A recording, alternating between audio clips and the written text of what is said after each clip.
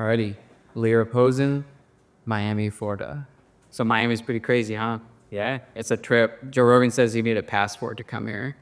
It's so different. Before I got here, like I'm addicted to the Zins. So I went to pick up some Zins, and the lady checking me out couldn't speak English. And so she had a translator translating what I was saying. And then I tried to ask her a question. She was like, no English. So the translator here couldn't even like speak English. It's crazy. Oh, wow. You've been traveling like a lot lately, I've noticed. Yeah, I also noticed the Spanish thing here in Miami. It's insane. 77% of Miami-Dade zip code speaks predominantly Spanish from the household. Oh, could you do me a favor? Just move that up just a bit. Appreciate it. Yeah, it's a lot of Spanish people. And like I was telling you before, it wasn't always like this. Like it used to be a retirement center. And I remember last I talked to you about moving, you were between Colorado and Miami. Yeah. And it sounds like you're more leaning towards Miami now. I don't know, like in Colorado, I have the seasons and you have the mountains. I really like the mountains. I like snowboarding. And I spent a lot of time in Colorado already. But each time I'm coming to Miami, I'm like, okay, that's the place I want to live in. Yeah. Because of the network, because of the connections, because of the people. Like the weather here is nice, but you don't have the seasons. Right. So that's my problem with that. But still, the mentality is just, it's amazing here. It seems like every person you see has a business. There's no place like it. It's very, very different. We just went now on the street and saw a guy with a lot of AirPods doing like, something for Instagram with a lot of cash in his hands. And like you see that only in Miami. Oh, really? Yeah. Did he have like one of those tripods set up filming him, or was someone filming him? Yeah, he had. There's a tripod? Yeah. Oh, okay, so that might have been one of those, have you seen those TikTok people where they're, I'm blanking on it, but they just do like random stuff in front. People donate to have them do random stuff. NPCs is what it's called, NPC streams. Like that Miles Morales guy with Spider-Man and all that. Yeah. Yeah, it's like I told you, I lived here before, and that's the one downside of mine, the mountains. Yeah, but you have the beach, you have the sea, so that's nice. Also, the water is just different views. Yeah, but the mountains in Colorado, yes, it's amazing. That's why you should check out Los Angeles. It's like Miami and Colorado mushed into one. Yeah, there you also have the business side. Exactly. And that's very important, because that's someone told me this a while ago, it really changed my perspective. They said Lady Luck doesn't live in the wilderness. And I think about all the time that I've been in Los Angeles where I run into this person and that develops into something huge, or this. As much as I love hiking and all that, you're not going to be on a hike and that happened, And that's the downside. So that's why I like California so much, is that hiker. Yeah, you always try to go to the, like you need to try and live in a place where you can also get inspiration from other people. You can have new conversation about business. I don't know, that's what I like. I moved in my country from Beersheba, which is a very small town, to Tel Aviv, where is all the tech is there, to get inspired, to see that maybe I'm not the biggest fish in my area. Yeah. And in Miami, it always feels like that. It's like you always see someone who is richer, who, I don't know, like everyone looks good, so it motivates you, and I really like it. And it feels good to be the big fish sometimes, right? But feeling good is like, my friend Ben told me this a while ago. He goes, if the meaning of life was happiness, heroin addicts would have it all figured out. Because there's no one happier than someone on heroin based on the actual like dopamine and all that. But that feeling of discomfort is what really pushes you to go to higher levels. And it can be addictive. And so what was the town you said you grew up in? In Beersheba. Wow, I never heard that word before. It's like 200,000 people of a city in Israel, so it's you don't have too much going on there. Probably don't have a lot of successful people who came from there. Well, now you have one. Do you know like anyone else notable who has come from that city? No, nobody. So how did you find it in yourself to like be more than what you're surrounded by? So I grew up in a family without too much like financial resources and I don't know, any business relation or entrepreneur or something like that. And I always wanted to have the money. Always tried to reach to this position. And I also feel that there is another thing in me that pushed me, which is the competitiveness. I always tried to be the best in everything I do. If I went to judo or to karate as a kid, I always tried to be the best in that. If I went to, I don't know, a computer school or something, I tried to be the best in that. So any place I go, I try to be the best. And I feel that that's what pushed me to become the best in my type of business, but that's how it all started. So I grew up in a family where I always wanted this money. And then I said, okay, how can I get there? Business, what type of business? And that's how it all What I see. Yeah, I didn't understand this as a kid, but I thought like growing up and having a ton of money would be great because I saw kids who did that. I'm like, that looks great. But it was the same thing for me. Like, you have to have something to run from and something to run to. yes, like I didn't have that, and I always wanted to get to a position where I feel that okay, now I got that, and it was always a competition with myself of okay, how can I get there? How can I become better? Why this guy can do that and I can't? And that was like the motivator for me. Yeah. And you have no children, right? I had no children. But you are about to get married. So I'm ready to bet on that. When you do have children, how do you plan on having that energy instilled into them if they're surrounded by nice things and all that stuff that you didn't have? How I meant to have this energy in my kid? Yeah.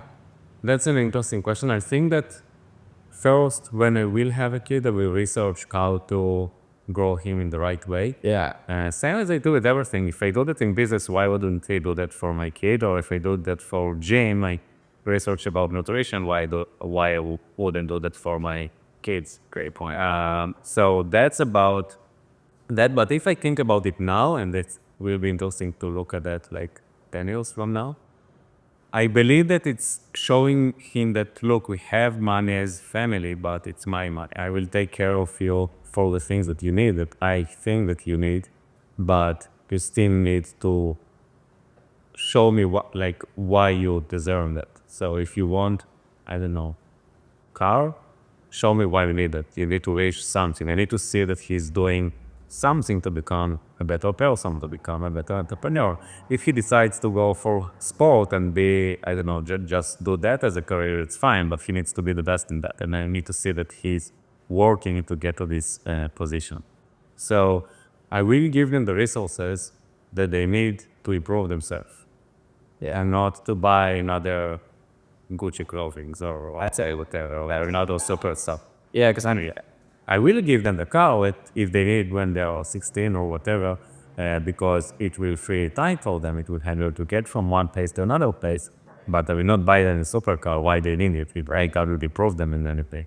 Yeah, that's a good balance. Because I've also noticed like kids who do grow up in those affluent families, like when a parent doesn't give them anything, they can grow resentment because they're like, we have, like you have, why don't you love them? You know, that's where it comes back. But sometimes you got to do what they don't think is the best. And I think it's going to be a good balance to like reward them for the self-improvement. Exactly. And also give them the right education that they need. Like the best teachers, the best whatever, the best coaches, the best whatever, sport trainers. If they want to do something, I will support it. But everything that related to self-development, I will encourage these things, but not. Yeah, that's a good balance because I don't think anyone's ever been able to answer that question like correctly. I feel like it's an age-old question. It's just like if you can give your kids so much and you love them so much, sometimes you can't give them even though you want to give them everything, you can't give them everything because it might cost them everything. Yeah, I want them to grow as me, with the vision of, okay, I need that, I want to get there. And when you have it, how you encourage them to get there. That's really interesting. It's going to be interesting to see. Especially now when I don't even have a kid, I don't know how the feelings to a kid feels like. Yeah, so that sounds so hard and so that, but we'll see. Yeah, I feel like once you have a kid, like somehow if it can't go up anymore, your motivation and work ethic's gonna like tenfold because it's like, I feel like it's kind of like it gives you a bigger reason than yourself to do things. And I know you have a fiance, so I'm sure you kind of already feel that with her. It's like you want to like, it's not like you are working for yourself anymore. It's you're working for another person. Sometimes that can really elevate things. Yeah, so my fiance studies in a dental school right now. So Where did you meet her at? I met her just in my friend's house in my hometown. And after I traveled for 6 months, COVID started, came back to Israel, couldn't fly anywhere. She was a flight attendant. She also couldn't fly anymore. So we just kind of grounded and we were stuck in Israel. And that's how we met in our friend's house straight after I back from my six months. So she studies in a dental student, like a dental school. And she basically much more busy than myself. Really? Yeah. She wakes up at like 6 a.m., going to bed at 10 p.m. after she came back only at like 7 p.m. from the school, because she drives every day. And one thing that is really important to me is to have a dinner with her, because that's the only time when I can actually see her and communicate with her. Because when I work, I work. When she studies, yeah. And now I see that in this time until 7 or 8 p.m. and have our dinner, I'm much more productive than before when I could work till 3 a.m. I didn't care about anything now. Oh, really? So I believe it will be the similar with kids, where you know that you need to spend time with them or you want to spend time with them. So rest of the time you will be just much more productive. Yeah. And this podcast is also brought to you by AutoDS. AutoDS is one of the industry leaders in all dropshipping fulfillment tools, but they take it a whole lot of steps further. Not only can you get dropshipping time down to 2 to 3 business days, you also get so many more tools. Because AutoDS is one of the biggest dropshipping softwares in the world, they've implemented a product research tool that tracks all their analytics, all their orders, and then you can use that data to find your own winning products and see where the trends are going, or even use a product that you know is selling really well right now. They have a TikTok ad spy tool built in, so you can even look deep into the TikTok ad side of things for all your product research needs. And all of it is automated. Gone are the days where you need like a VA going around and fulfilling these orders for you. AutoDS, it is completely automated. Not even just the orders, but also the tracking updates and the returns. All of that is taken care of by them. They already have a lineup of 500 million products you can choose from. It sounds like a joke, but that's an actual truth. But I think what really makes them stand out is all their worldwide suppliers that they're connected to. Because most softwares are just like AliExpress and their own suppliers, but these guys are, you know, Amazon, Walmart, eBay, Costco, Target, Overstock, Lowe's, and so many more. AutoDS is truly the all-in-one tool you need for all your dropshipping needs. So if you'd like to test it out, go to the link in the description below. You'll get a special deal through my link. Whether you're brand new at dropshipping or an experienced dropshipper, definitely check these guys out. Now back to the podcast. Yeah. Interesting. So just so everybody knows, I can probably officially say now you're the top of Shopify affiliate this year. Yeah. So before we get into all that, you're talking about COVID. What were you doing even before COVID? And like what led you up to this? So I started with dropshipping 15 years ago when I was 14 years old. What? Yeah. You started dropshipping in 2009? Yeah. On what, eBay? Yeah. On eBay. What were you doing with that? I was basically looking to buy a cell phone online for myself on a website called tinydim.com. And then I wanted to save money and I searched for the same phone on eBay. And I found it there for $40 more than on tinydim.com, but same picture, same description, same title. So I just tried to do the same and I got my first sale within 3 hours. Yeah.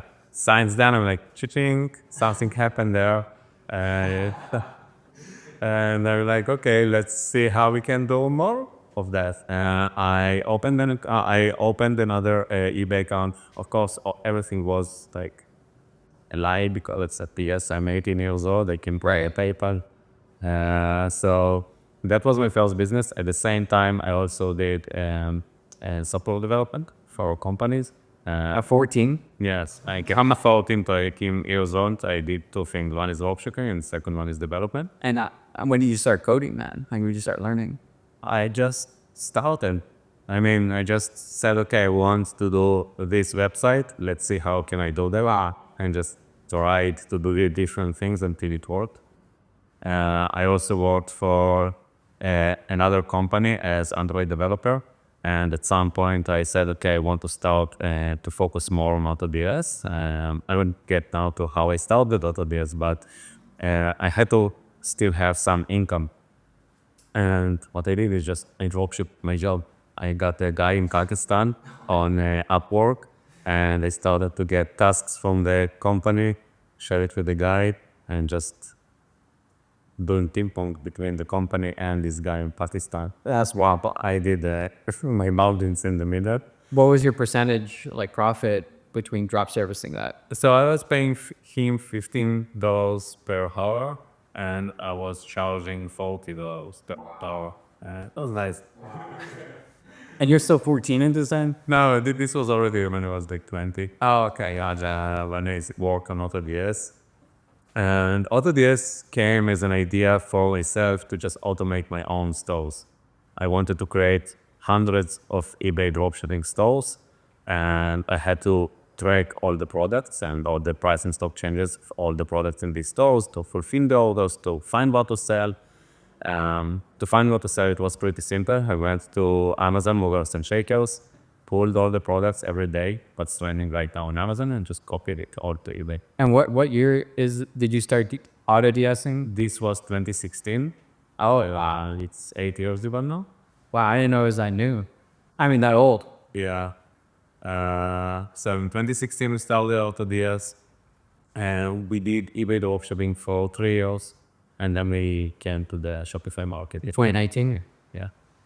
Did you ever dropship on Shopify? By myself, we have an e-commerce department that basically maintains the eBay stores that I had back then, and because not for the money, but because I felt that I'm disconnecting from being a dropshipper and was just becoming a CEO or e-manager. And so this department manages for us eBay stores, and also we have some Shopify stores. There are TikTok shop stores, Amazon stores. So we do a lot of stores for testing. I can't say that they are on a huge scale, but they do sales just to maintain for us and to research for new strategies. And are you specifically going towards dropshipping, or do you ever eventually brand like a product that's popping? We do their only dropshipping. We have their general manager that manages this entire company, but it's all dropshipping because that's what we are selling now on AutoDS. And if we go to more stock and inventory management in AutoDS, then we will also try that on our own store. That's okay. So when 2020 hit it, how big of an effect did that have on everything you were doing? 2020 was insane. Yeah, currently we just more than doubled the company. That's where first we came back from this trip, so we settled down. Now is the time to work. I was locked down for 2 weeks in the apartment, Airbnb, with very small room, so I had to flip the bed to move it to the wall, and I put there like a mini studio, recorded the course for Shopify dropshipping, and it was a very good time because at that time e-commerce skyrocketed. I had a lot of time and focus to work and no travels, I think. Were you dropshipping a lot of gym equipment back then? Yeah. Oh yeah, that was the Zabel and Nam. Yeah. Gym equipment, we had also the spinners, I think it was in the same time. No, it was earlier, the spinners. What was it called? Spinners? Oh yeah. That's pain. This one was printing. Yeah. They do that on eBay dropshipping. People started the store, uploaded a few spinners, and made like thousands of dollars in profit per day during the spike of this trend. But the biggest thing that happened to us in 2020 was that we hired HR who helped us to recruit new talent. And with all this growth of the revenue, we also hire a lot of new people to AutoDS and a lot of new talents to help us to scale to the next level. So this white-wing recruitment was huge for us. We did two things. One, we had luck because of COVID and they had this boost. Second, actually three things. Second is that I was low down, and me and the team. And the third thing is that we got the HR and put scale really fast there. So did you ever get affected by the supply issues at all? A little bit, but it passed very fast. It wasn't a big problem for us. Gotcha. Because we also have a lot of US suppliers, and people just switched to them. We also had back then still eBay dropshipping was the biggest one for us, and on eBay happened to dropshipping from Amazon, so everything is domestic. So we didn't have a big effect by the COVID supply problems back then. Yeah, I always thought you started AutoDS like 1 or 2 years ago. I had no idea it was this old. Nobody was something new about AutoDS. Like, I don't know, 4 or 5 years ago, nobody knew about us. We already had like tens of employees, and we were a very strong brand, but for other types of dropshipping, Right. eBay, Facebook Marketplace, uh, which is interesting because even now, Shopify dropshipping it's not even half of our revenue. It's there, it's big, but that's not the only thing we do. We do eBay dropshipping, Amazon dropshipping, TikTok shops, which is huge and pumping now. So what's the biggest one of those three? Shopify is the biggest one as like a single channel. Oh, I see. We have multiple channels. I see. So the other channels combined are bigger than Shopify. Yeah, right. That's wild. So when someone does it on eBay, it's not like you can install like an app on eBay, right? They go through your website. They install our app, and the app is basically doing everything that you know that we do on Shopify, but for eBay, it tracks for price and stock changes from suppliers. It helps you to find lotus there. It basically with money pay. I see. So then, when led you into the Shopify affiliate? So before the Shopify affiliate, we just started with this Shopify dropshipping in general on AutoDS. Then we saw that it works. Why we came to Shopify affiliate? Because we went to YouTube and we saw that, okay, everyone is talking about Shopify. Why we do eBay? So let's say so we started Shopify affiliate. We started Shopify dropshipping on AutoDS. And organically, we had a lot of people who sign up to Shopify to our link, even without us getting affiliate. They just saw that from our ad, we get a lot of new users. So you weren't even on the baseline affiliate back then? Yeah. No way. And without this invitation to Shopify affiliate conference in New York, we flew there, me and Ophir, who is our CMO and my partner, and we met so many people who make so much money with Shopify affiliate, and we are like, wait, we are bringing thousands of new users to Shopify daily, and we are one of the biggest Shopify affiliate. And people are saying that they are making 6 figures with Shopify affiliate a month. How much can we do if we go into this like all in? So that's how we started. We started to build a relationship with Shopify. In the beginning of this year, 2024, I sent to Shopify an email of, hey, I just want to let you know that this year we are going to be your #1 Shopify affiliate. Please say this email. And a week ago, something like that, I sent a message to our account manager of, hey, do you remember this email? No, man, no. You're definitely in that flag then. Yeah, I committed. I told them I'm like really competitive. So if I see that, okay, someone is successful and he's doing that, I'm saying to myself, okay, I should be able to do that better. Yeah. That's my point of view. I can't be the best in everything because I don't have unlimited amount of time. But if I decide on something, so then I really want to be the best there. Yeah, a lot of people say you don't sleep. That's what I just learned. Maybe that's the secret. Just never sleep. Yeah, so to me, it's really a problem for me to sleep my 8 hours per night. And do you go to sleep at the same time as you can? I'm trying. Yes. But I go to bed at the same time, and then I'm just thinking about stuff, and sometimes I bring the computer, sometimes not. But I'm reading. That's my time to think about other, like to refresh, to restart my day, kind of, for another 1 or 2 hours. But usually go to actually sleep at midnight, and I wake up at 8 a.m. But if I went out or something and we go to bed at 3, I will sleep till 11. I need this 8 hours of rest, but the other 16 hours of the day, I will answer people, I will work, I will think about new ideas, I will be very available. So yes, I'm kind of always available, always working, but I need to have this 8 hours of sleep. Oh yeah, it's important. Like I told you, my record's like 50 hours of no sleep. That's crazy. Reality gets very slippery. Very slippery. I remember this one time I hadn't slept in probably like 40 something hours, and I was looking around and it felt like everyone was like not a real person. It was like dream, because like I think your brain, I think they said like you go a long time without sleep, your brain starts to go in a dream state while you're awake. True. That's why you start to have like hallucinations. I never had those, but it was kind of like that. Because like you're walking in reality, but your brain's not in a reality, or maybe an alternative reality. Who knows what dreams actually are? Where have you been in this 49 hours? This was, I remember this is right when I started drop shipping. I'd come back from Los Angeles and I was in my grandma's house. And I remember back then, a lot of times I could not sleep because I was just so excited. I'm like, oh my God, like this is working and this is about to work to another level. Like I was just, like you said, you can't shut off your brain. Like my brain, I would just not stop thinking, on top of just being so excited that like I was just busting tables and now I'm making more money in a day than I was in a month, but I'm about to make so much more money. Like I just couldn't stop. So there was this one night where I woke up that morning at 9 a.m. and it was 3 a.m. at my grandma's house, and I'm sitting there, I'm like, I'm gonna buy a car. I think I'm gonna buy a car. So I go on eBay and I look at cars and I find this Lexus IS250 because I grew up, people saw my Instagram when I bought the Lamborghini that my first car had been in a major accident. Like, so like the whole right side was colliding on like, I was so used to pulling up to every single parking lot with the worst car.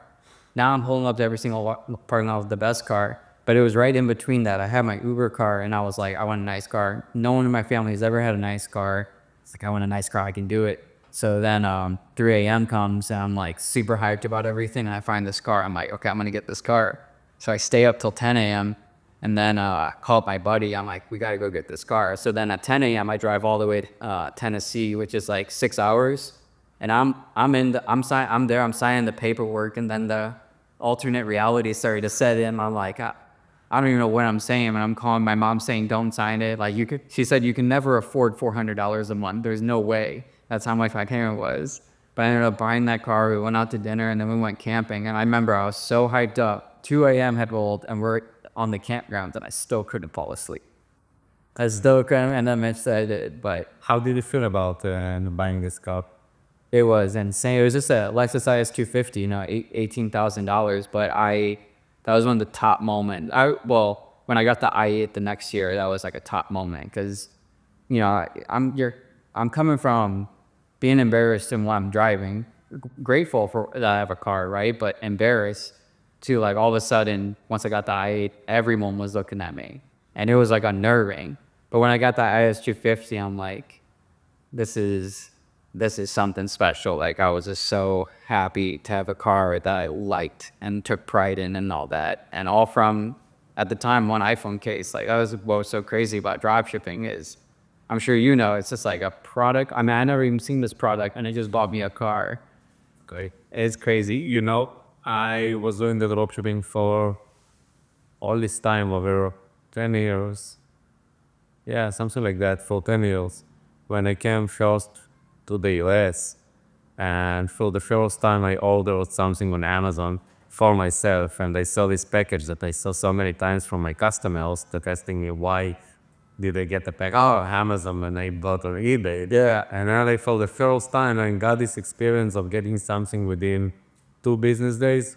In Israel we get it in like, what I used to is to get something within at least 10, almost 15 days. That's the minimum. Jesus. And I was like, wow, that's the service that my customers are getting. It's insane that I shipped tens of thousands of Amazon packages, or hundreds of thousands, until the moment when I got the first one by myself. Right. And did you order your own product or just something else? Here, just something, I think it was, I don't remember what it was, just something from myself. So you never even seen an Amazon box in real life at that point, right? No. Wow. Like I shipped 100 or more than 100,000 packages without ever receiving Amazon package by myself. That's cool. Well, actually, that brings up something I was going to tell you. I just remembered. I started drop shipping eBay to Amazon, Really? or Amazon to eBay.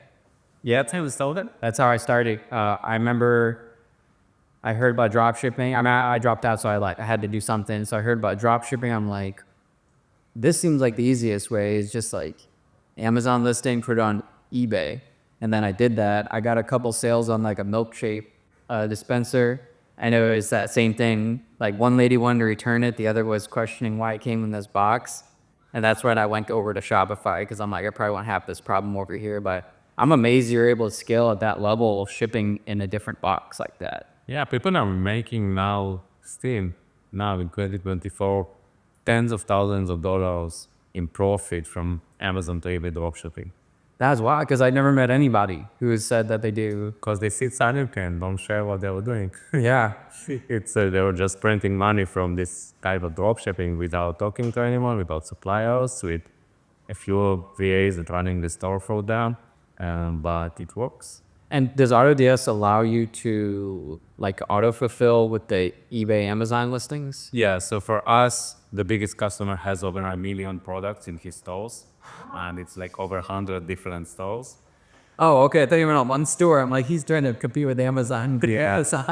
So now think about this guy. He couldn't manage all this fulfillment without us fulfilling the products for him. But what's more interesting is that we track for all the price and stock changes for all these Amazon products. Okay. So basically, every hour we track for over 10 million different products if something changed on Amazon site. Yeah, because I'm sure there's been people who do this and then they don't know it's a $2 price hike and then they just like lost a ton of money. Yeah, because these $2, like some people won't fulfill the order and then it will close their eBay store. Yeah. That's why you should be really quick with the scans, so then people don't lose money on the product. Even worse than that is that if the product goes out of stock and then you can't fulfill your orders, Oh, yeah. and that's where AutoDS comes for, to sync the price in stock changes, but also to footprint the orders, even if something is asleep. But before you made AutoDS, did that ever happen to you? Yeah, of course. One of the experiences that at the beginning is that we had a problem where we were too nice with our customers on my dropshipping stores.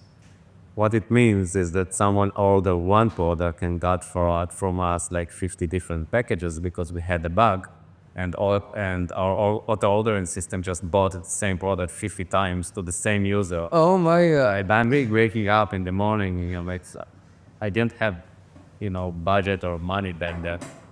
Wait, is that just for one, or is that for every person who ordered that product? I just had a bug for this specific product, and Oh God. yeah, the bot just overruled it again and again and again. Since then, we added a lot of protections to not have this situation, but it wasn't like waking up. I don't know, I lost like thousands of dollars. Oh, God. This podcast is brought to you by Dropshipping.ai. That means this podcast is brought to you by myself. This is my website. This website is completely free for everybody. I don't want your money now or later. This is not some funnel. This is completely free. You get a free dropshipping store built by AI. You get free products chosen by AI, and you get a free course on how to use AI to dropship in the modern day era. AI has changed every industry. Everybody knows that, and dropshipping is not excluded. We have the most relevant, most powerful, most up-to-date information specifically tailored to dropshipping and AI fusion that we're seeing right now. And like I said before, this is completely free. I'm one of Shopify's top affiliates in the entire world. In fact, I was awarded top Shopify affiliate in North America. So they pay me to give you guys this for free. It's a beautiful cycle called the cycle of life. So if you want to support yourself and support this podcast and support me, go to dropshipping.ai, claim that store, claim those products, claim that course, and let's get back to the podcast. Right now. Yeah, I mean, I remember with Oberlo, rest in peace, Oberlo, I don't know why Shopify would buy on this to shut it down. But when I was doing these sleeping masks, I was like, hey, things are looking really good at the beginning. I'm about to scale this. Can you handle upwards of 100 orders a day? They're like, yeah, for sure. I'm like, all right, I'm going to scale this. But I'm going to do this, just so you know. They're like, yes, we are absolutely ready. Manufacturer says perfect. I think in 2 weeks, I was doing 150 orders a day on this mask. And all of a sudden, it's running. And then I check, and I think it was like 1,400 haven't been shipped yet, a week or two later. And I'm like, what is going on here? And they're like, yes, we are very sorry, but the manufacturer himself did not think that anyone could sell over 100 of these a day.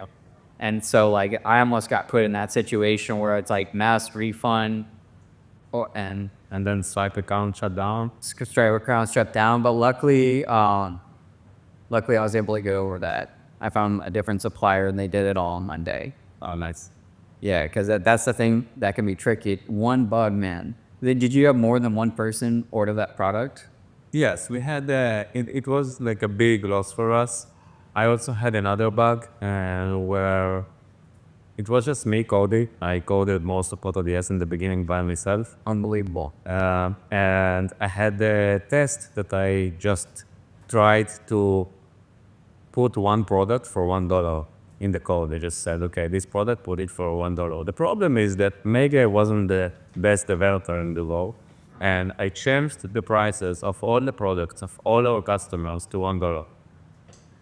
So Oh no. it was today, and I'm working because back then I worked at this time. And I'm starting to get a lot of messages from my customers of, hey, just woke up and I got tens of sales. I'm like, okay, where's the problem? Yeah, we are doing an amazing job. And they're, no, you didn't understand. They sold all these products for $1. Oh, shit.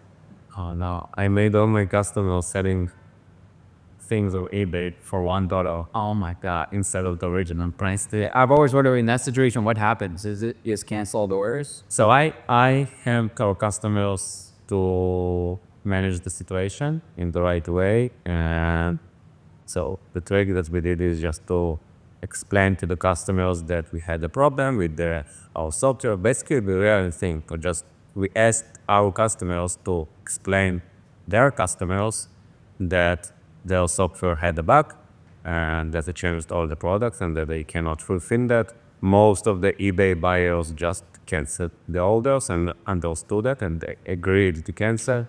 Those who didn't, the dropshippers just wrote on eBay that the product is out of stock and they cannot fulfill that. I was in it. But I went live on Facebook group and explained everything very transparently. Said sorry, nobody left us. Everyone understood that it happens, and that's it. That's good.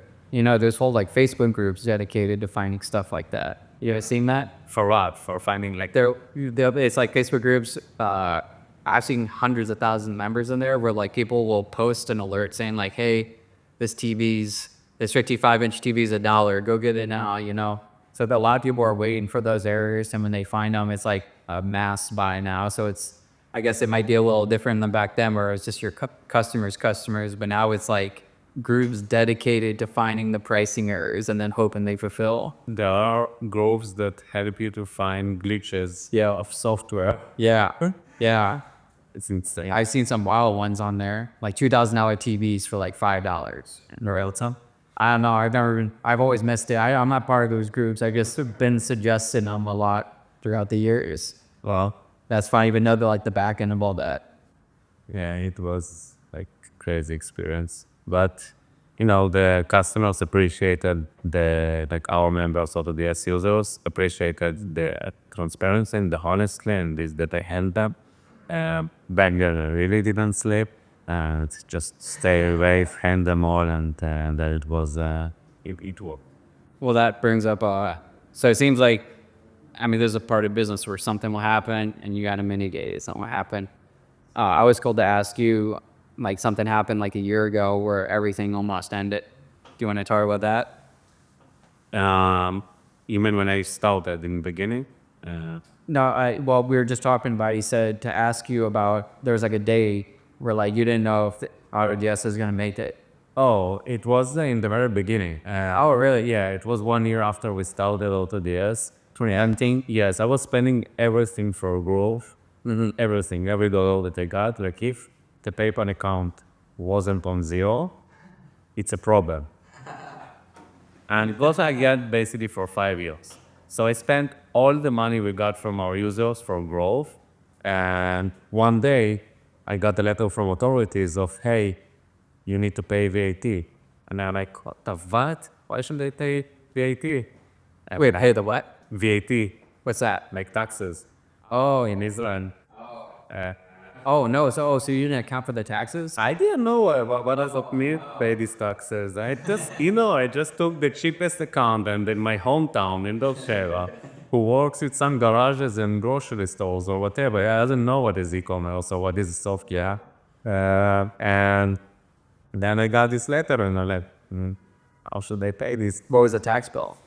It was like not too much. It was like 17,000, something like that. And I'm like, okay, well, how should I handle this? Like, I had my dad in Pakistan, so I dropshipped to have this income, but still not enough money. And they also fired this guy. Basically, they fired me from this job because they focused on AutoDS.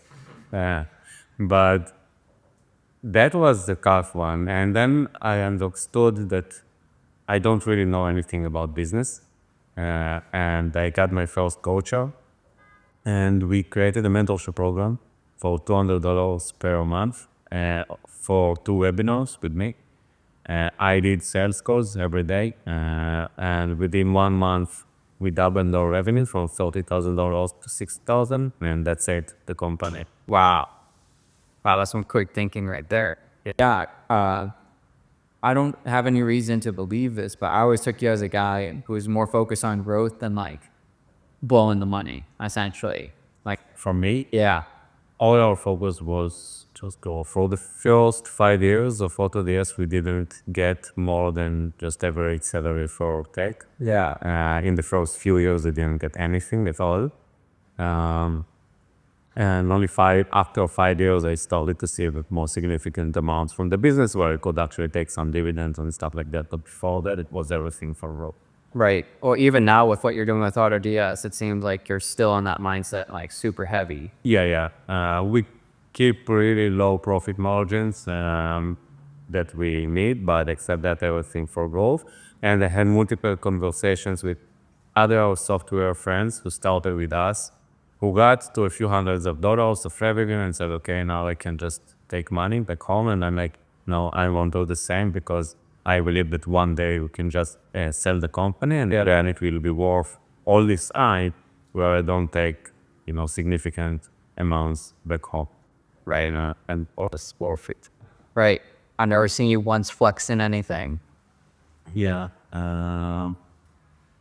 Like that's what I like about you is like you don't flex what you have, you flex what you built. Yeah, exactly. That's my focus, like how I take this thing and then make it bigger. Yeah. Even with AutoDS, we always tried to be number one, and then when we got to be number one, I said, okay, what now? Right. Like, what's the next challenge? And then I said, okay, so now we need to try and do IPO because that's the next big thing that I can do. That's the next challenge for myself. And until we found Fiverr, and we said, okay, that's a similar play where I can really grow much faster than what I would do without them. Yeah, that's something I was interested in. Like, as much as you can you like tell me how the Fiverr deal went down? Yeah, so we were looking either to go for IPO or something like that, or just to raise money. We planned to raise money for something like taking some chips out of the table. So I planned to get some chips out of the table and keep running the company and maybe get some more primary, which means some more money to the business to grow even faster. But Fiverr came as one of the potential acquirers or one of the potential investors. And they just said, hey, we want 100% of the business. To me, I got multiple offers, not only Fiverr, and we got some private equities, we got some other strategic players who also wanted to acquire AutoDS.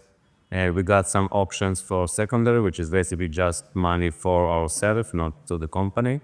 But Fiverr was the most interesting one for us because one, it's a public company, and that was my plan to be a public company. So I did it another way. Right. Secondly, it's a company that I really believe in because I dropshipped to Fiverr in the past. Oh, they do with servicing? Yeah. Oh, that's what you're using? Yeah. I built my first AutoDS log on Fiverr, eBay template, like multiple things we done with Fiverr. We believe that we have a lot to learn from them and that's our way to become a really big number one and not just, only in our domain, but in make money on it in general or in e-commerce in general. So to be something much bigger than AutoDS today. when we got into conversations with them, I felt that, okay, that's the thing that I really want to do. Like, that's the right company for us. From the moment we agreed to the deal, like to the structure, to the general terms, it took us 23 days to finish the deal, which is usually takes at least 3 months. Oh, good. Yeah, like running a due diligence for a company, like to sell a company, only the testing from the other side usually takes 3 months.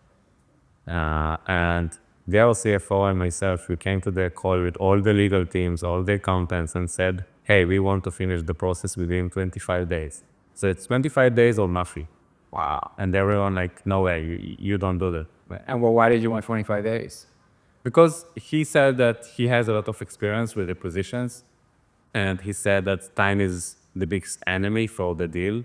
So it's even we do it fast, or easy we don't do that. Like, let's not just waste time. It is, it is. If it's not, so they just finish any quiz. I've always been curious about that. So since you got acquired, what is your incentive on continuing to grow? Is it just because your percentage of ownership you still have? Yeah, first we have stocks in Fiverr, so it's in our best interest to keep growing Fiverr also as a company, and also AutoDS, because if AutoDS is growing, Fiverr is growing. For me, as common to deals like what we did, I got some cash, some stock, some money for retention that I need to stay in the company, and also I have milestones. So I need to keep growing the company if I want the full amount of that position. Oh, I see. And in the end, also, it's my baby, and Right, exactly. I own this thing. Okay, so that's kind of like the controversial Elon Musk payout Yeah. when he like did they vote to deny him? Wasn't it like $50 billion or something like that? Do you remember hearing about that? Yeah, but I don't know. I don't remember the exact. I think if he reached a certain growth in it, they're going to give him like 50 billion. And I believe a judge struck it down, which is mind blowing because the investors voted for it and the judge struck it down. Well, yeah.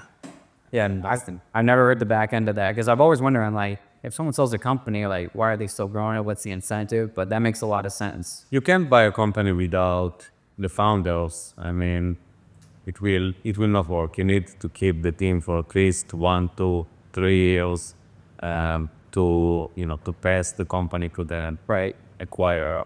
And is that the type of contract you have, or you're staying on X amount of years? Yeah, so we have X amount of years, but we also have milestones. Gotcha. And if I get to these milestones, I get the full amount of the deal. I see. The milestones are, it's a nice thing because they got to what they wanted, which is to get some chips out at the table, as someone who didn't get this before, like who didn't have this spinach freedom before. So that was nice. So it closed this need of me, of Lior. Yeah, and now I can focus only on the business. As I have. The change, like my day-to-day didn't change much. The only thing that changed is my mindset and the psychological thing of, okay, now finally I have money, finally I have this financial freedom that I didn't have before. And now I can take more risks, I can grow the company faster and focus only on AutoDS and not on how can I get to the point where I'm financially secure. Now Snapchat is allowing me to offer you a special deal where if you spend $350 in ads, you're going to get $375 in ad credits. Snapchat's often one of the most overlooked advertising platforms there is, but it's also one of the largest. So if you have ads running on other platforms that are already working, take advantage of this deal just to see what would happen if you took it over to Snapchat, because Snapchat is a whole different audience, and the average Snapchat user opens it 40 times a day. I know a lot of you watching right now open it maybe 60 times a day. So you might as well go ahead and try this out, because you would be surprised how well this works and how many businesses this has really, really scaled up for. Yeah. Yeah, that's a huge relief. I think a lot of the stress in the world, this controversial opinion, a lot of the stress and depression in the world can be offsetted by having that feeling. I think that's like the main driver. I mean, I know it's the main driver of most divorces. I bet it's the main driver of most people's issues, but it doesn't solve everything. Yeah, exactly. So I talked to my coach and he showed me that he works also with billionaires and he didn't find the connection between money and happiness. Right. But it helps. And if you don't have money, it's much harder to be happy. So now when I have the money, I can focus on what I mean on what makes you happy. Yeah, what actually makes me not dying. And that's not like that's the other play that I'm doing in addition to AutoDS to focus on okay, what really makes me happy, like what I really want to. Right. And that's another game. Gotcha. And so what does really make you happy? Like growing out of DS? Right now it's growing AutoDS, but I also searching like in life what makes me more happy. So health, and I started to do much more. First, of course, sport, but also other things like yoga that I didn't do before, more meditation, more wellness things that I didn't do before. Yeah, so still searching. Yeah, traveling, more time with my fiance, Yeah. How many countries have you been to? around 30, and 32, I think. But 32. Are you gonna go for every single one? we'll see. At least what my passport can allow me to get to, because I really like to research things. Like even AutoDS or business in general is consistent research of, okay, how can I solve the problem? We started before of this that business is about problem solving. I think that CEO's role is just to solve problems. That's what I do every day. I just wake up, okay, what's the next problem? Let's solve it. It may be my problem of what's the next vision for the company, what's the next mission, what's the next objectives that we want to do. It can be a problem of one of the employees that couldn't reach a specific milestone or a specific KPI that we decided on. So, and that's what I really like about it. That's all what I do, just solving problems in life and just research it. It's fun. So, like, say the day comes when you no longer are with AutoDS. Have you ever thought about what your next step from there would be? Yeah, so it's hard to say from now because I have a few years. I will do entrepreneurship for sure. If I can do that within Fiverr, within AutoDS, great. If not, we will something different. But I need to have this option to keep the innovation going. I mean, I should be able to evolve and do new things to reach new heights. Otherwise, it's just boring. Right? I can't stay in the same level for too. Yeah, I've always found it interesting how it seems like humans are the only ones who think that way. Like, I wonder why humans are the only ones who, like, they try to innovate, while all animals seem to not have an innovation type of thing. They're just like, they want to stay the same, they want to make sure everything's the same. But humans seem to have this innate ability to always want the better iPhone, the better thing. And I know it has to do with, like, back when we were builders, like physical builders, we built the pyramids and all that stuff. And now it's translated into digital building. And I've always wondered, like, what that driving force is. And a lot of people say, I've heard the theory that, like, one of our biggest purposes is to create artificial intelligence and then pretty much bring immortality, like the fusion of the cyborgs, into life. And that's where that innovation trait comes from. That's interesting. I never thought about that humans are the only thing in the world that actually tries to always improve, like, Right. to always innovate. On purpose, at least. We got evolution and things of that nature, but there clearly is something different between humans and other animals. And there's a lot of theories at that, but I've always wondered about that because it seems to be built in everyone. But I think in a lot of people, it seems to be, like, numbed a little bit, because, like, they say devil's in the distractions. So it's like, I've always said this from the beginning, progression cures depression, like, in any aspect. So if you're building anything, whether it's yourself, whether it's relationship or a company or whatever, I think outside of relationship is important because, like, a lot of people can fall into the relationship and that's, like, their purpose, but you have to have something outside of that because if that ever ends, then what, I don't have time to be depressed. Right, exactly. I just remember I never talked about that, but my ex-girlfriend, when we broke up, a day after that, I had a job that I have to do. Yeah, I don't have time to be depressed. Right. Why should we spend time on that? Right. Because I think it's important to know it's a job you want to do, right? Yeah. Because like imagine if you had a job you absolutely hated, but this relationship you're in was like one of the few shining things in your life, and then the relationship ended, and now it's like you have to feel this way while going to something you hate. It's like so important to have something you actually want to do and you're progressing at, because that progressing will cure the depression any day of the week, no matter what happens. But if you don't have that, that's when people fall into drugs. That's when people fall into alcohol, because at that point it's all about numbing that feeling, whether finding the source and blooming from it.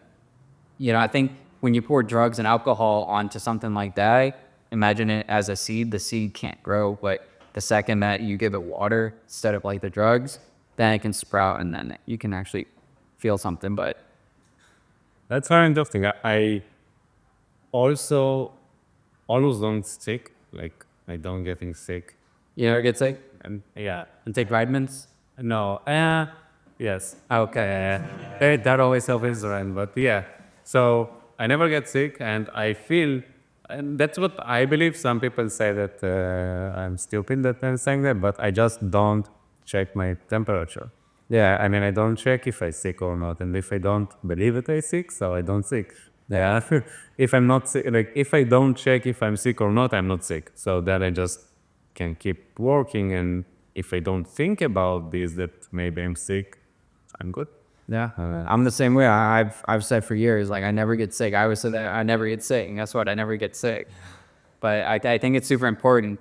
I saw something where it talks about how the I am statement is one of the most important things in the world, because it does something chemically to you when you say I am. It does something completely different than if you say I'm. And there's like this, I can't speak too deeply on it, but apparently one of the Bible translations switched all the I ams to I'm. And they said did it purposely to take away that power. Really? Wow. Yeah. Because I see that all the time, especially in golf. That's something I realize a lot because I've been in a golf the past couple months. There's like a really weird thing where someone will walk up to the tee box and they're like, oh, I'm about to fuck this up. Or oh, this one's going in the water. And then they're like surprised they're not getting any better. It's just like you. I mean, if you keep telling yourself, like, why do I always get sick? Why do I always get sick? You're asking the questions that are causing the thing to begin with. And a lot of people think that's hoo-hoo, but I mean, look at us. We're two healthy individuals right now. Yeah. We have the O sniffles. Some time ago, I had a pain in my back, and I shared it with my friend who always sick. He's like, "Why don't go to a doctor?" And I'm like, "Is it an option? Like, well, why should I go to a doctor? I mean, if I will always go to a doctors, I will be always sick because I'm always keep thinking about this thing that may get sick, maybe I need someone to tell me if I'm sick or not sick." So that was just my approach. I'm not saying that doctors is a bad thing or you don't need to go to doctors. If I feel pain, I will go, but I will not start thinking about, oh, where is my next pain in my body. Right, right. I mean, I've learned this recently. Apparently, doctors are never taught anything about nutrition either. Like, never. It's always about what to prescribe yourself. And then I always go back, because, like, obviously, if you did break your back, the first place you're going is the doctor. But I think it is important there's got to be a balance. Like, our body needs to heal. And that's what the body can heal and needs to heal, and you need to allow it to heal. And I think a lot of the healing does start in the mind. Of all things, not even just physical, but mental and everything. It all starts in the mind. Change your mindset, change your life. Yeah, I was shocked how hard it was for me in Israel to get DNA test. It was impossible. I mean, I had to prove them why I need to do this test. So I just flew to the US and I bought it here and then I did this test because it was like, I just want to check. We study how to improve it. Like, what nutrition can I take to improve myself? I don't want to wait until I become sick to do the test. No, I want to know it right now so I can take the right medication or to do the right things in my life to improve it. Right. Was it like a snowboarding accident? With the back? Yeah. And no, I think it was my ego when I was younger in the gym. So I believe that that's the problem with my back. But I just thought that you're a big snowboarder. How did you get into snowboarding if there's no snowboarding near you? I'm just playing once a year for a week, and that's what. Yeah, but I did a lot of extreme in my life in general. I did skateboarding, I did parkour, auto roller. I did a lot of different things. I just really like it. The next one for me is skydiving. Oh, nice. Yeah, I really want to take a course for that. You should go to Dubai. I feel like that's the best place to skydive. Yeah, right over the palms. It's insane you say the skateboarding thing. I have so many people I've met in the entrepreneur space for skateboarders.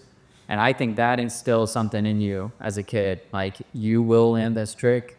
You will get this done no matter how many times you have to try, no matter how beat up you get. It's that would, and then the payoff when you do it. 100%.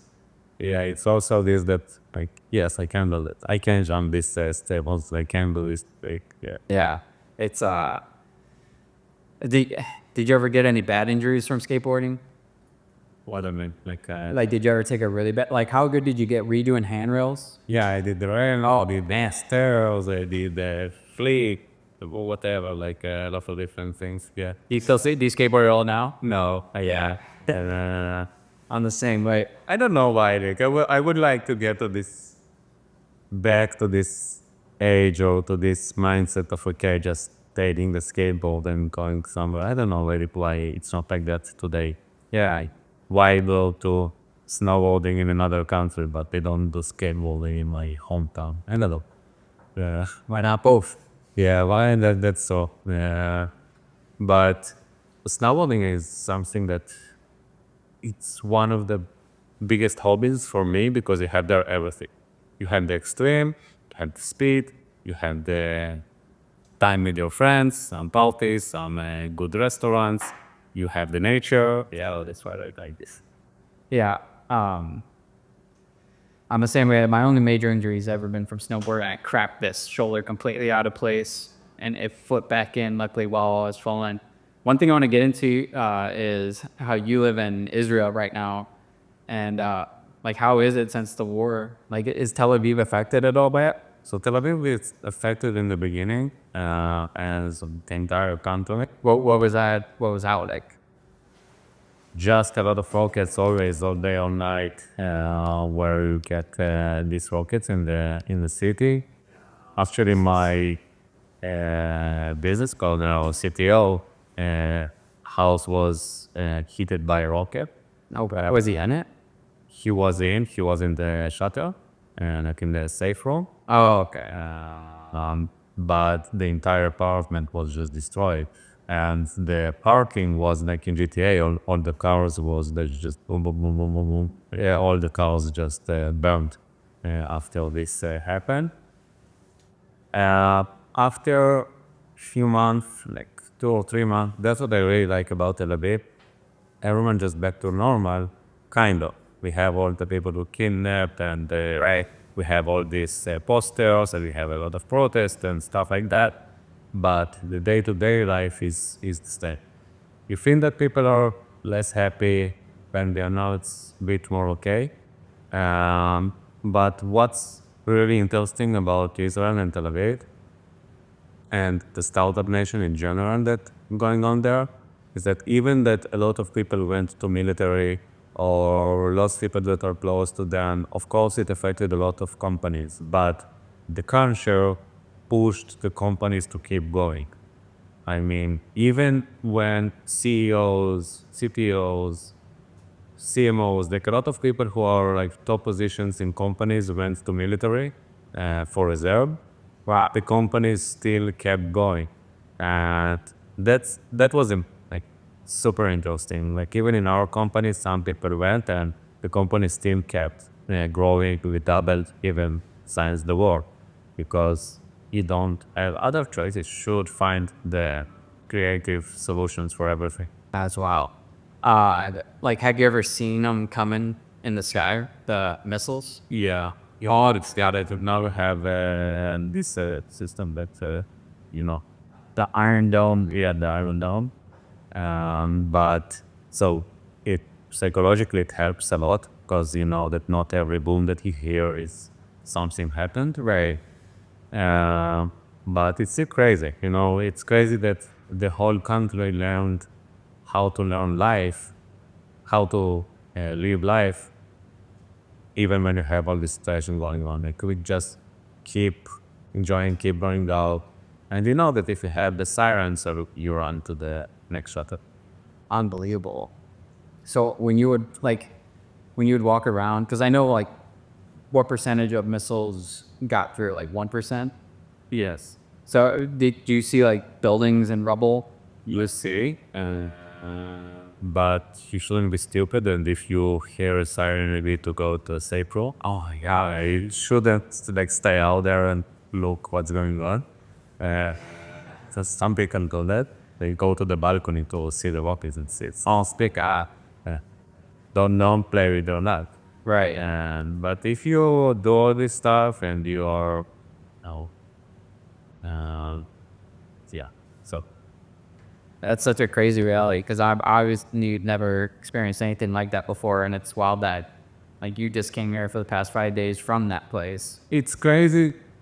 1 year ago, exactly 1 year ago, I was here in Miami with my fiance, and we were in an apartment, actually in this building, and we have like alarms on our phones because sometimes you don't hear it from the alarms from the street, so you can get a notification on your phone.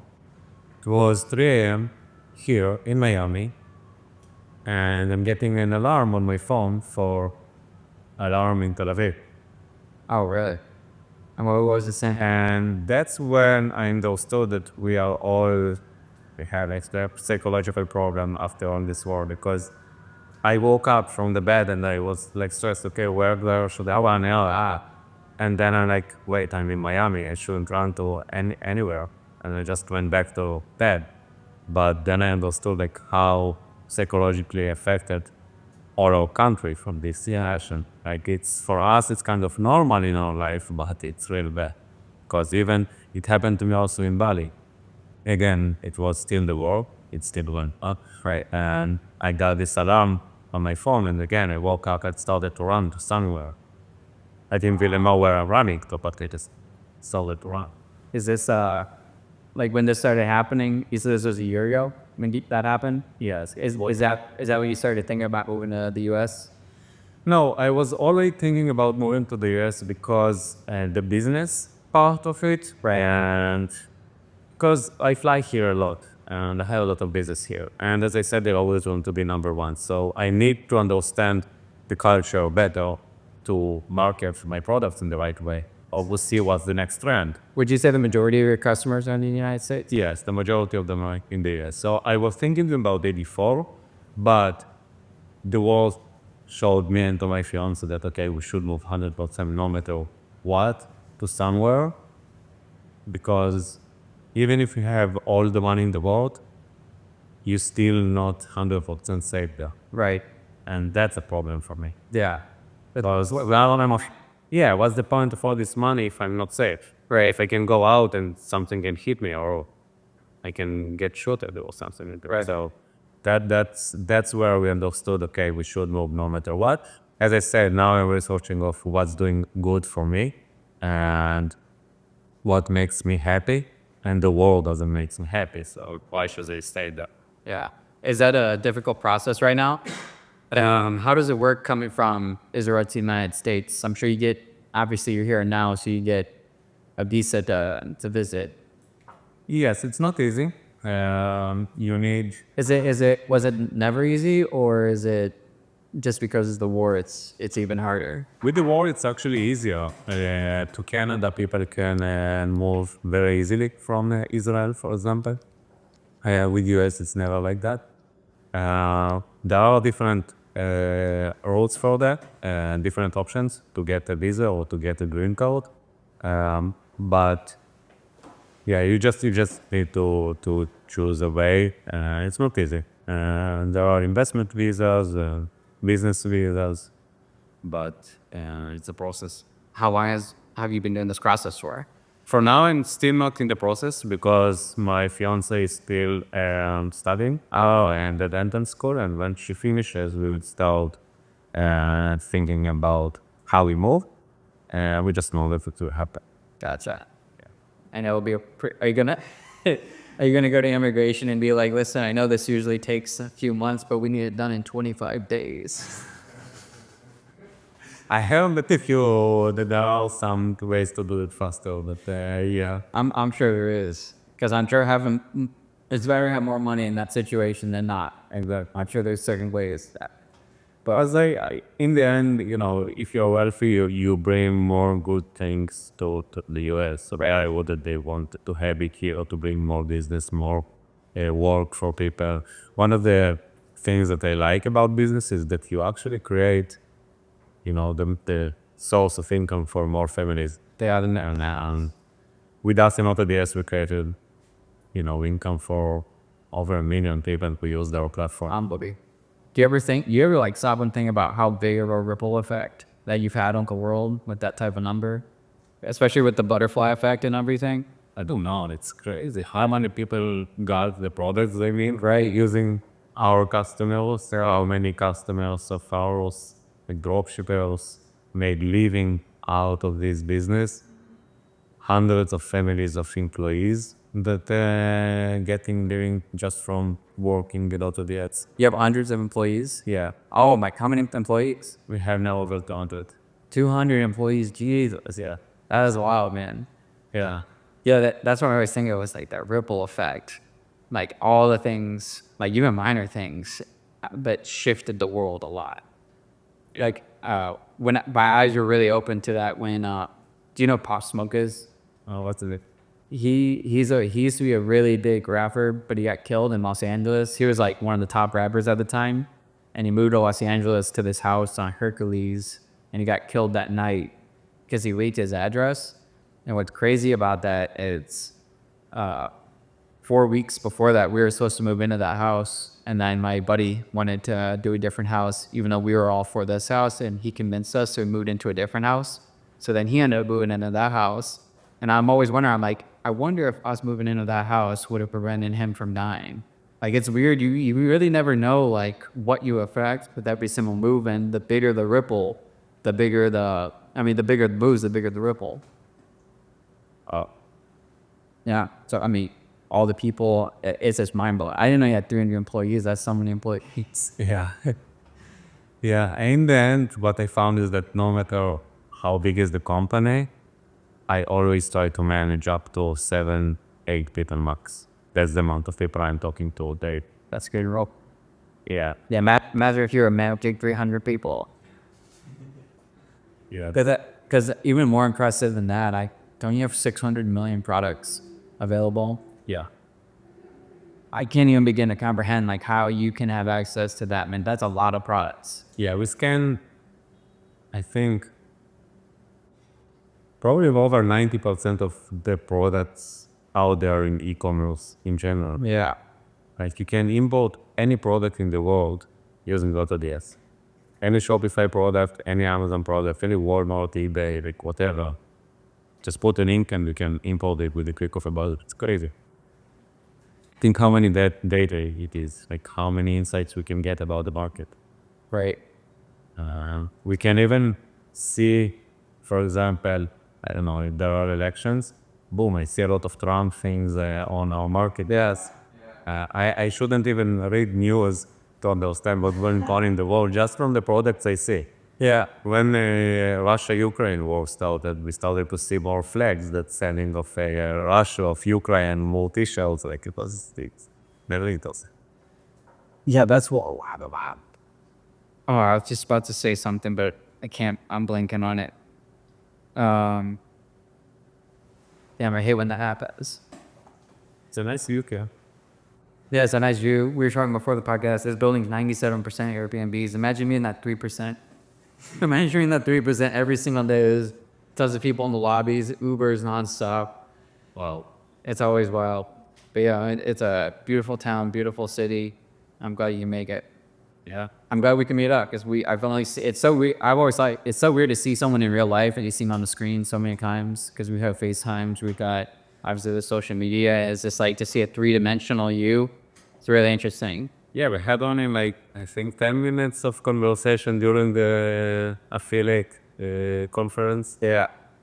And basically, this conference changed AutoDS's, changed AutoDS a lot. Yeah, because I always thought, like when we came in here, I thought you were going to say that you started with the Shopify affiliate and then built AutoDS out of there. That's insane that you have so much more history way before the Shopify affiliate. Oh yeah, they're just another project for us. As we are. For us, one of the main things for me is to not lose the focus on what you're doing. Yeah. Now, during the way, we had a lot of different opportunities like side quests during the main mission that you have. And we always stayed focused to the mission. This way, even with Shopify affiliate, we made a few thousands of dollars from that in the beginning, but it wasn't critical. Like we understood, okay, we can start affiliate marketing business from these Shopify links or from this Shopify affiliate program. But when we got to this affiliate event, we saw, okay, we can make millions of that per month, Right. and then it becomes interesting. So then it became from side quest to just part of the regular mission that we have. How soon after you decided to take that side quest on? Why, I guess you wouldn't even call it a side quest, or would you? Would you call the Shopify affiliate a side quest? Because it's kind of blended into that. It is a side quest because for us, the main thing is to get as many customers as possible to AutoDS. Even today, when we have our AI store builder, the main thing of the AI store builder is not to generate affiliate for us. Bring them out of it. It's to bring the users to AutoDS. Now, maybe we give this AI store builder to many influencers or many creators or affiliate marketing people who use that to drive traffic to Shopify and to make affiliate of it. But to us, what we are working for is AutoDS users, which is the next thing on the funnel. So as much of this thing is growing, we get more users to AutoDS, but that's the main thing is AutoDS. I see. And I'm just curious, how soon after starting the Shopify affiliate did you reach the multi-millions a month with it? Less than a year. Less than a year is unbelievable. Period. Be like, what the fuck are they talking about right now? That's profit. Yeah. That is wild. Yeah. That is wild. Oh, I remember what I was gonna say when I was going like this. You mentioned this thing about the visa, about how they like to accept people for when they actually bring something. Do you know what an O1 visa is? What, O1? O1, no. A O1 visa is given to you when you have a special talent so spectacular that they want you in the country just because of that talent. Have you heard of Mr. O1 Pizza down the street? No. So there's a pizza shop 2 blocks over. It's called Mr. O1 Pizza. They gave this guy an O1 visa because he was so good at making pizza. Really? It's the best pizza I've ever had in my life. Oh my God, I have to go and get like this pizza now before the flight. Yeah, no, that's what I was planning on doing. Like, because they have this star pizza and they stuff the crust with like mozzarella. It's like, it's amazing. It's the best pizza I've ever had in my life. Where they came from, you know? I mean, my bet would be on Italy, but it could be anywhere. Probably. This doesn't look like Italian pizza. Like, this is like really unique looking pizza. Wow, that's interesting. Yeah, I heard about this O1 thing. I need to try. Actually, maybe it's an option. Yeah. Need to try. I think that my story is good. As the live, it's pretty unique, but you need to see how to do it. Maybe I should try that. Listen, if they're accepting someone who's good at making pizzas, I think they'll also want somebody in who must get their business. You see that? Well, you're the best. Remember, you're number one right now, right? Yeah, so there you go. He's the best in pizza. This is why he made it to the US. You just need to be the best in something. It can be sport, it can be food, it can be business, whatever. I just be the best. And I always say that wanting to be the best is what I call the energy of excellence. And it's not even about the end result, it's about that energy you feel and bring to other people. Like I've noticed, like if I walk up to someone, I'm like, hey, how you doing? And they're like, hey, how are you? But if I go up and I'm like, hey, and I smile, I see they smile because that energy is infectious. So it's like, that's why the ripple effect's amazing. It's like you wanting to be the best has a ripple effect on everyone around you because you're the inspiration for them to want to be the best. And then that has a ripple effect around those people. It's like, that's making the world better by making you better. That's super interesting. I also believe that he would make big amounts of money no matter what he must do. Just must do something. Yeah, Be the best at something. yeah, be the best. I think that's a good way to end it, especially with the sun setting. Yeah, I agree. Don't have the best lighting for nighttime, but I'll work on it. Well, Lior, thank you so much for making this happen. It's great to see you. And that was a great conversation. For sure. Thanks for having me. It was a great conversation. Be the best. Be the best.